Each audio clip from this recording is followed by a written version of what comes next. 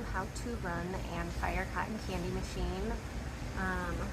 You'll want to start by having it on a flat surface and make sure that the plug is attached to the side and then plugged in on a dedicated outlet. You don't want it sharing anything that's drawing a lot of power, otherwise it will not work properly. After it is all plugged in, you'll want to make sure you line up each of these feet and then attach the little brackets to hold onto them.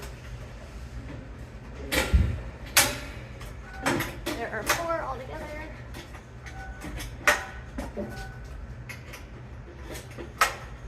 And then if you have the bubble top, which I highly recommend because it kind of minimizes the mess, you'll put that right on top. And then you'll hit both switches, the heat and the power. And then you wait about 6 minutes for that to heat up. I've had it heating for about 6 minutes. That's usually the right amount of time for it to be hot enough. But there's an easy way to check if it's hot enough to start spinning, and that's by taking just a very small amount of the sugar and pouring it into the center. If the cotton candy starts coming out right away, then it's ready, and if it doesn't, then you'll want to wait a couple more minutes. If you are using the floss sugar, you'll want to pour it into something with a wider mouth to make scooping your sugar a little easier. Each cone has about 1 full scoopful, and you take that and you pour it right into the center. And then you put your cone into that little vortex and you start spinning it. And you'll just kind of keep it close to that center spot and move it back and forth while simultaneously spinning the cone. And you'll just do that until no more sugar comes out. And then you will grab a new cone and start a new cone for the next person.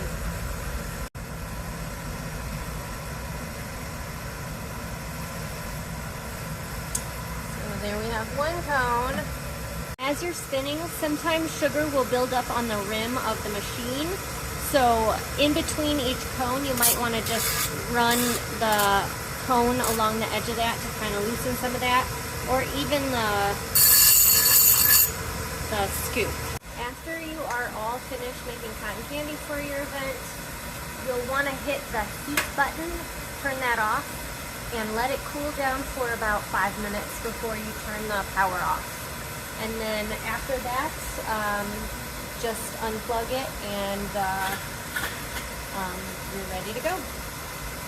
The Anfire machine is a great cotton candy machine to use if you are going to be running it for a long time, because you do not need to cool down the motor in between making the cotton candy. Some machines you need to shut off every hour for about 15 minutes for it to cool down so that none of the internal workings will break. But this machine can run pretty much all day long without issue. I guess the main issue would be the sugar buildup on top, but if it gets really thick and it's impeding your ability to make cotton candy cones that are coming out okay, you can use a wet rag and kind of just hold it over the top of it, running it along the edge as it's going. Just be careful because it's very hot and you do not want to touch that with your skin. Some tips for troubleshooting if your cones aren't coming out correctly, or if it's not, the sugar's not coming out, is to first of all make sure that the buttons are both on so the heat is on, because if the heat is on, the cotton candy will not spin. Make sure there's not too much buildup on top of the sugar, because the sugar will get stuck to that as it's coming out, and then it won't form the nice looking cones. If you're plugged into an outlet that has another, any other type of machine, or like a bounce house or something like that, the cotton candy machine won't be able to get to the full power, and it won't get hot enough to spin cotton candy. So make sure that it's all by itself on its own dedicated outlet. So after about 5 minutes, after I've turned off the heat, you can kind of feel that there's not much heat coming out, then it's okay to turn it off. If you turn it off while it's still hot, you'll get a lot of smoke coming up from the burnt on sugar. So that's probably not something that you want to do, especially if you're inside.